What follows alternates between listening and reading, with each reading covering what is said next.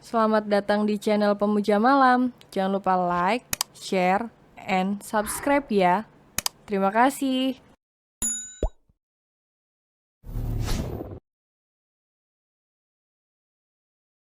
Chapter 33. Cemburu hanya karena perkara nasi. Nalendra tak menjawab, dia menghiraukan perkataan kakaknya itu. Melihat itu, Arfian yang geram pun melangkah mendekati sang adik. Kamu mau menyusul Divya? Iya, sana. Sana susul istrimu, biarkan Arega bernasib sama seperti kita. Kemarahan Arfian membuat Nalendra terkesiap. Pria itu menatap sang kakak dengan mata membulat sempurna.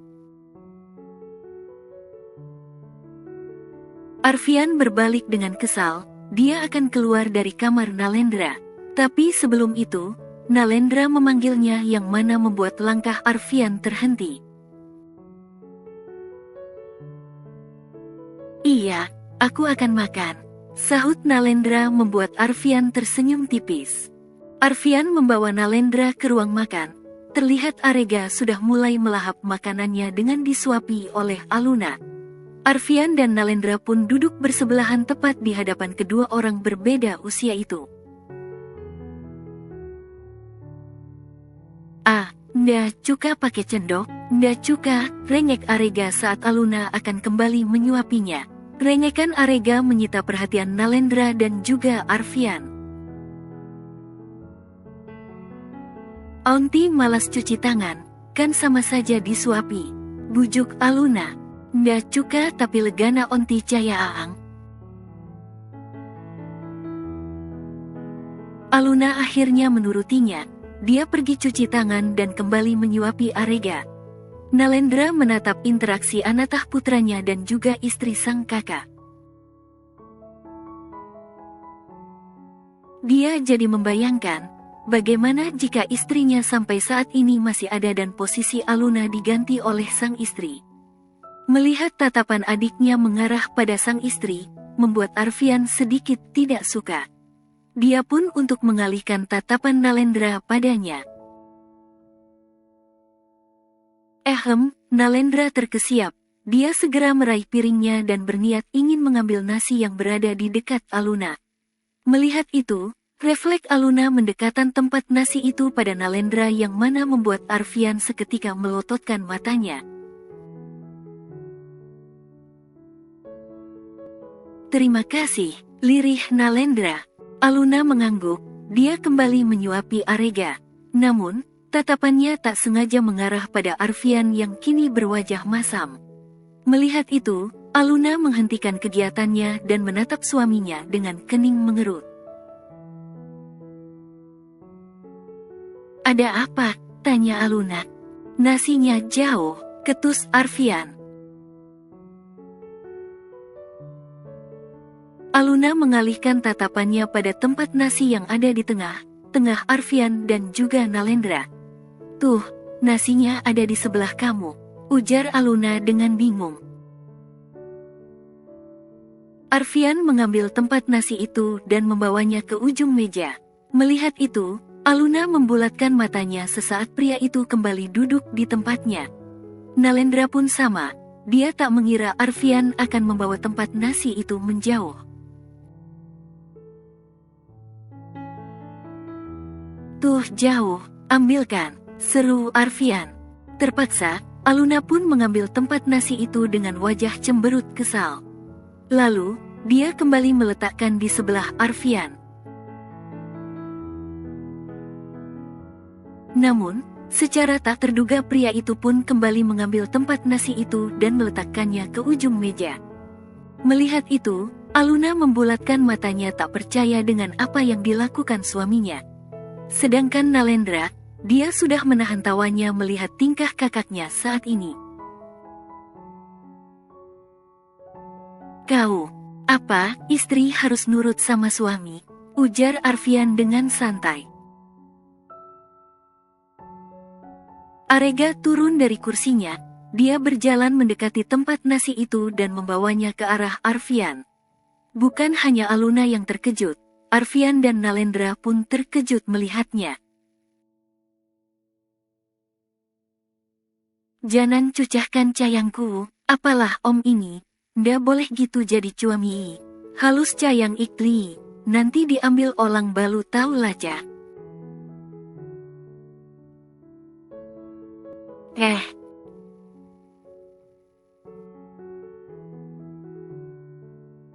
Aluna baru saja memasuki kamarnya dengan membawa segelas susu. Dia sengaja membuat susu itu untuk menyenangkan hati Arfian yang sedang kesal saat ini. Terlihat, suaminya itu sedang tidur di ranjang seraya membelakanginya. Melihat itu, Aluna tersenyum dibuatnya. Dia baru tahu jika Arfian bisa juga cemburu hanya karena perkara nasi.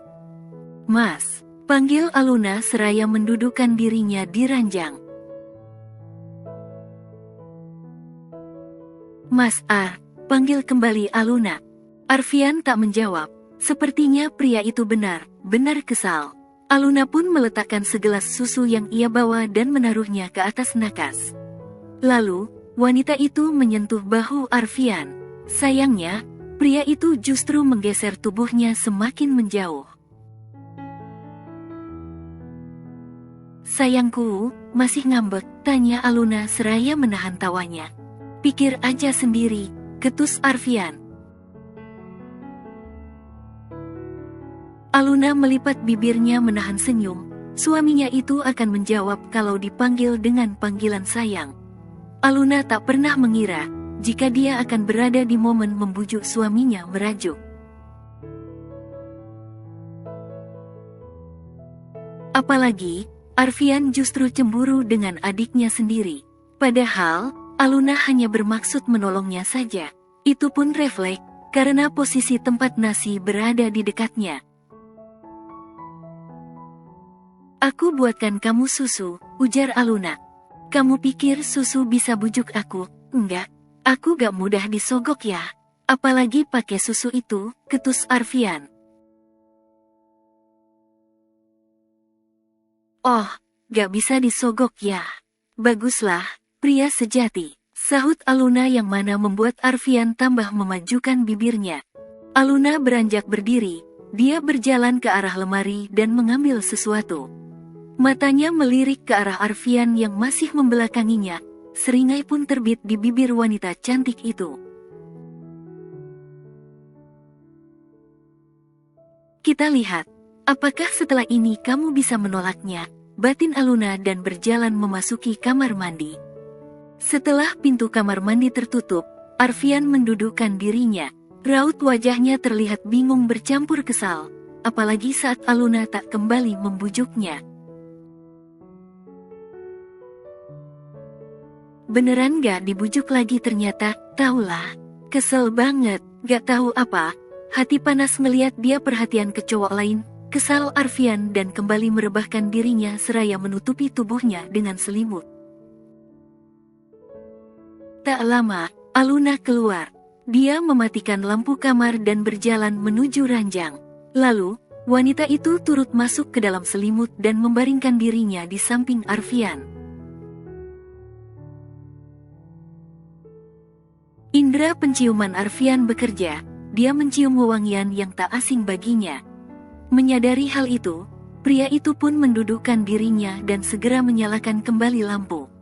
Matanya membulat sempurna saat melihat apa yang telah istrinya lakukan.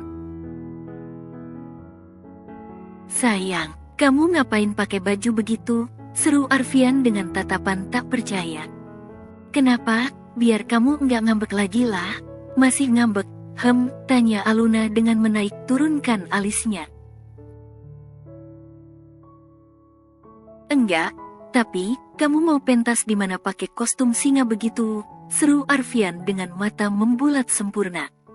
Aluna saat ini tidak memakai pakaian dinasnya. Justru Aluna memakai kostum singa yang dirinya beli untuk mengajak Arega bermain. Wanita itu pikir, Arfian pasti tertawa seperti Arega. Tak menyangka jika Arfian justru malah terkejut melihatnya seperti ini. "Terus parfum ini, aku pikir kamu pakai baju Tarzanmu," cicit Arfian. Aluna menahan tawanya, apalagi saat melihat raut wajah Arfian semakin tertekuk sebal. Wanita itu pun berdiri dan melepas kostumnya. Arfian mendengus dan mengalihkan tatapannya. Suaminya marah, dibujuknya tuh jangan kayak anak kecil. Kamu pikir aku arega apa, dibujuk kayak gini aja lu. Perkataan Arfian terhenti saat matanya menangkap apa yang Aluna kenakan saat ini. Ternyata, di balik kostum itu, Aluna memakai pakaian yang suaminya sukai. Melihat itu, Arfian tersenyum lebar. Pria itu segera menyingkap selimutnya dan mendekati sang istri. Sayang, ayo tidur, katanya ngambek, aku juga ngantuk, jail Aluna.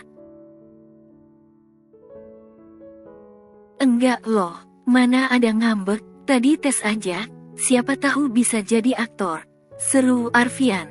Aluna terkekeh pelan, dia pun membujuk Arfian dengan apa yang pria itu sukai. Mudah membujuk suaminya yang sedang merajuk dengan memberikan hak suaminya itu. Malam itu, perasaan Arfian pun akhirnya kembali bagus. Besok, aku mau marah lagi lah, celetuk Arfian saat keduanya menyelesaikan kegiatan mereka. Plak. Au, pekik Arfian merasakan sakit di pipinya. Kalau gitu, aku mau cari suami baru, yang sabarnya seluas samudra, yang gak gampang ngambek, ketus Aluna dengan kesal. Kok malah jadi gitu, seru Arfian tak terima. Pagi hari, Arfian sudah siap dengan seragam kantornya. Dia berjalan keluar kamarnya dan berniat untuk mencari istrinya. Namun, langkahnya terhenti saat melihat Nalendra yang berada di dapur seraya menggendong Arega. Senyum Arfian terbit, dia tak menyangka pagi ini Nalendra mau dekat dengan putranya. Sudah kan, Nalendra menurunkan Arega yang berhasil mendapatkan apa yang dia mau. Ternyata, bocah menggemaskan itu meminta sang papa untuk menggendongnya agar bisa mendapatkan sekotak susu coklat yang tersimpan di lemari atas. Terima kasih, sahut Arega dan berjalan pergi seraya berceloteh. Kau memikirkan dia, cucu-cucu maceh, kau memikirkan jajan, cucu-cucu maceh, enaknya cucu, kau pindah enak pahit. Cepelti janjimu aja oli acik.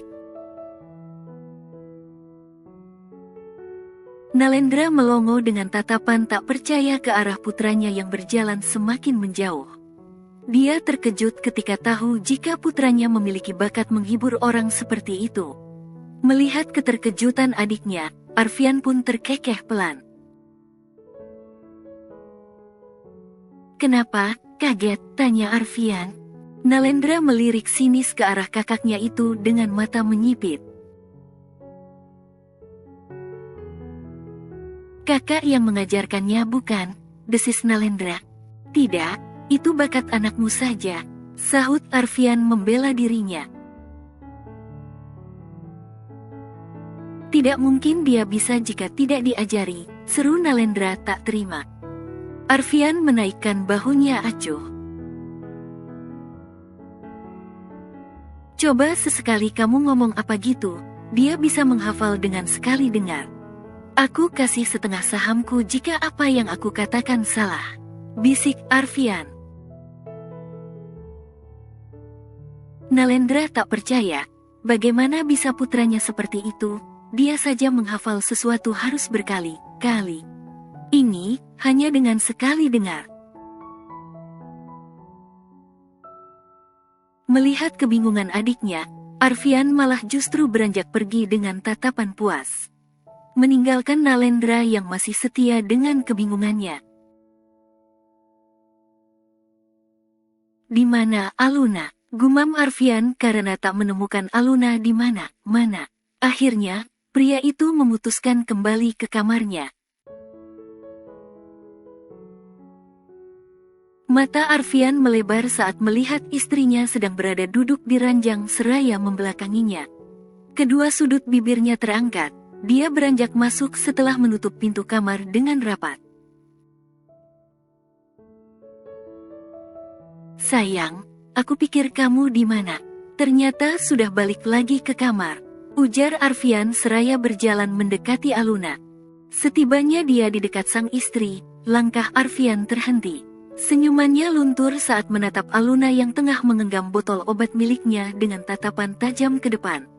Tatapan Aluna melihat menatap Arfian, dia menatap tajam pria yang kini terdiam 1000 bahasa. "Sayang, brak." Aluna meletakkan botol obat itu dengan kasar ke atas nakas. Lalu, tanpa diduga wanita itu beranjak berdiri dan memaksa melepas kancing kemeja Arfian. Melihat itu, seketika Arfian membulatkan matanya. Dia berusaha menahan tangan Aluna agar tak sampai membuka kancing kemejanya. Namun, sayangnya, Aluna melihat sebuah memerah yang ada di leher Arfian. Hal itu membuat Aluna menambah tenaganya untuk membuka kancing Arfian. Akhirnya, Arfian pasrah. Dia membiarkan Aluna membuka kancing kemejanya. Terlihat banyak ruam merah yang terjadi pada tubuh Arfian seperti ruam digigit nyamuk. Melihat itu, Aluna menatap ke atas suaminya dengan tatapan tajam. "Jadi, kamu meminum obatnya setelah kita melakukannya?" "Sayang, aku bisa jelaskan. Ayo, duduk dulu," ajak Arfian menenangkan istrinya yang hampir menangis. Aluna menepis tangan Arfian, dia mendudukkan dirinya kembali di tepi ranjang. Air mata luruh, dia pun mengusapnya dengan kasar menggunakan punggung tangannya. Melihat itu, Arfian merasa sedih. Dia pun berniat ingin menghapus air mata Aluna, tetapi wanita itu justru semakin bergerak jauh. "Aluna, bersama kamu memang gynofobiaku tidak bereaksi tapi tidak 100%. Saat kita berhubungan, akan muncul ruam merah. Tapi hanya sebentar, dan dokter juga sudah bilang itu tidak akan membahayakan." "Tenanglah, aku tidak apa," ujar Arfian dengan lembut. "Kenapa kamu tidak bilang, kalau begitu, aku menyakiti kamu secara tidak sengaja, Hicks?" Bersambung.